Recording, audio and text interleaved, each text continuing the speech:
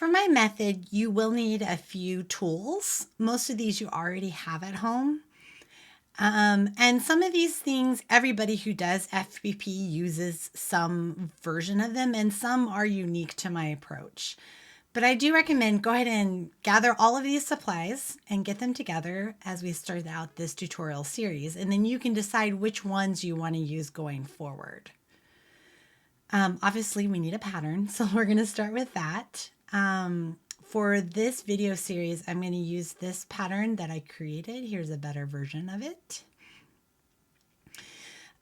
It was originally created to look like a Kindle. I love reading, and that's the primary way that I read is on a Kindle. But you could easily adapt it to be an iPad or other form of tablet, just depending upon what fabrics you choose. But it can just match your vision for what you want the finished block to look like. And I'm using this pattern for a couple of reasons. One is it's very simple. It does show the process and helps you internalize the steps for foundation paper piecing, but it doesn't have multiple segments that need to be added together. You can create it with just one sheet. So definitely get that pattern. For paper, there are a lot of different kinds of papers out there that you can use to print foundation paper piecing patterns. Often I will use regular copy paper and it works great. The cheaper, the better. So if you aren't sure if you're going to love foundation paper piecing, I recommend just starting with whatever paper you have at home and just print it on a regular paper, and that will work just fine. My personal favorite type of foundation paper piecing is from a company that is based in the UK, and it's called Pattern Trace Foundation Papers. I tend to order it in bulk because it is expensive to ship, and then I kind of share it with my friends, and I have a stash ready for me. And I like this particular paper for two reasons. One is that it's easy to tear out after you're done sewing, and the other is that it's a little bit more see-through than regular copy paper. It's hard to tell on the screen, but it is a little bit lighter and easier to see through.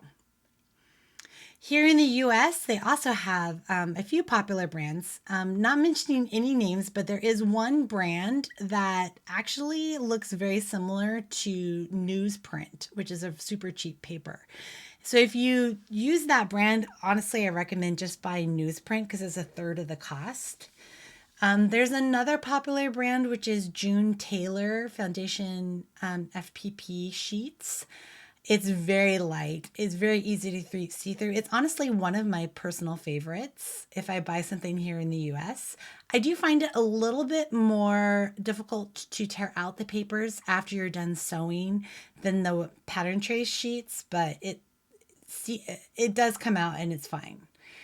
The pattern trace sheets are easier to tear out and you can see through, so I think it's the best of both worlds.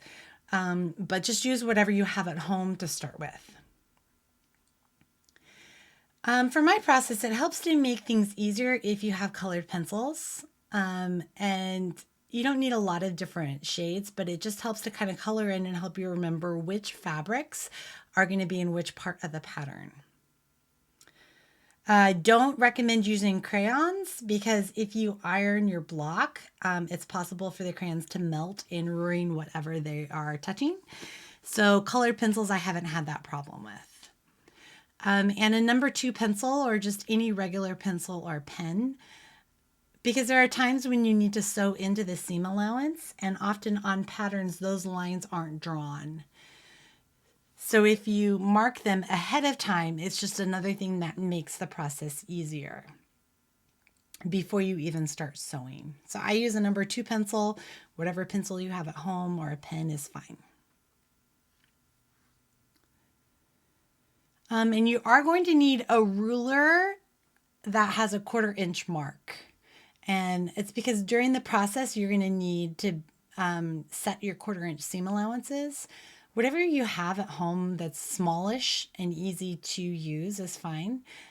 Often I used to use the 6.5 inch by 6.5 inch square ruler, whatever is easy and you can manipulate easily. And then another thing that you're going to need is a library card or a credit card, something that is going to help you crease the lines on your pattern and fold the paper over. If you happen to have at home this tool right here, it incorporates both the 1/4 inch ruler and then also something that helps you fold your papers. So on one side, the thick side has the 1/4 inch seam allowance, and the other side is angled down kind of to a point that helps with folding your papers. It's called Add a Quarter Plus ruler. And the old one is just Add a Quarter ruler, which is also fine, but it doesn't have the angled edge that makes it easy to fold your papers.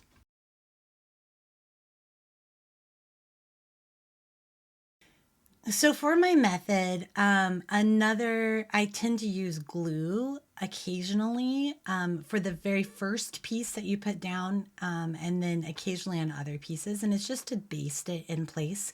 You can sew baste if you prefer not to use glue. But if you don't mind using glue, go ahead and get a washable glue stick and have it ready. Most of the time, I honestly use my Sewline glue pen. It is expensive and it's annoying because sometimes as you're gluing, it'll get like a gloop of glue. And I don't love that about it, but it is small and I do use it most often. But you can just use a regular glue stick, an Elmer's glue stick, at the school supply store. They're often purple. Those work.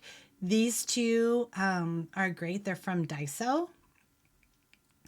I actually like these from Daiso a little bit better than an Elmer's glue stick because when you glue it, it's less clumpy or gloopy. It's a lot smoother. Breen Campbell of Happy So Lucky recommended these to me, and I tried them and I really like them. But you can use any glue stick that you have available at home as long as it's washable. We're not looking for a permanent glue here. I use tweezers at the very last step to remove the papers from the block. If you don't have tweezers at home, you don't need to go buy some. But if you do have some, I recommend having them handy. It just makes life a little bit easier. I use pens at times, and I also sometimes use clips. So they will help with the process if you have them at home. Just have them handy. I tend to use a seam roller to flatten my seams along the process. Seam rollers, mine is wooden, but there are definitely a few brands that are plastic. Either one of them will work. Some of them are smaller, some of them are larger.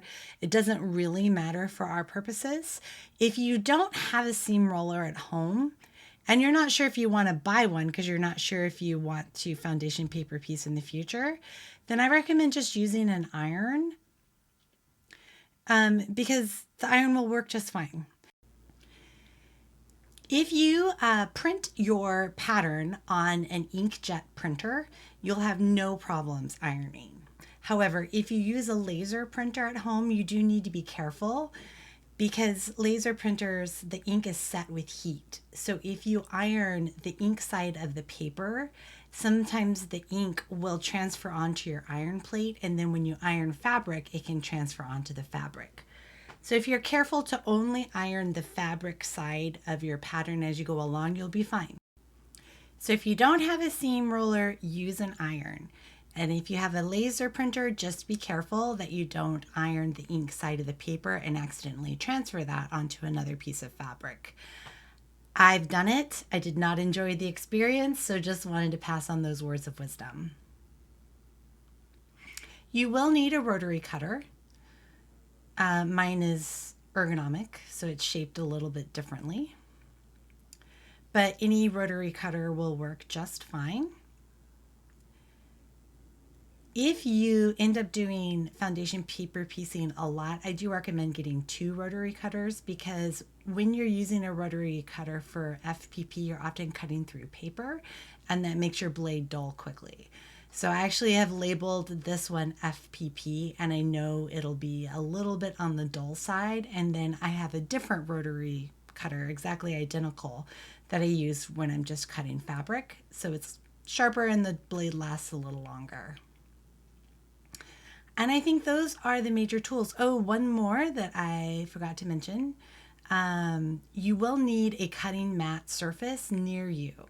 So if a small one will fit right by your sewing machine, it's really helpful because then you can just go back and forth between the steps with ease.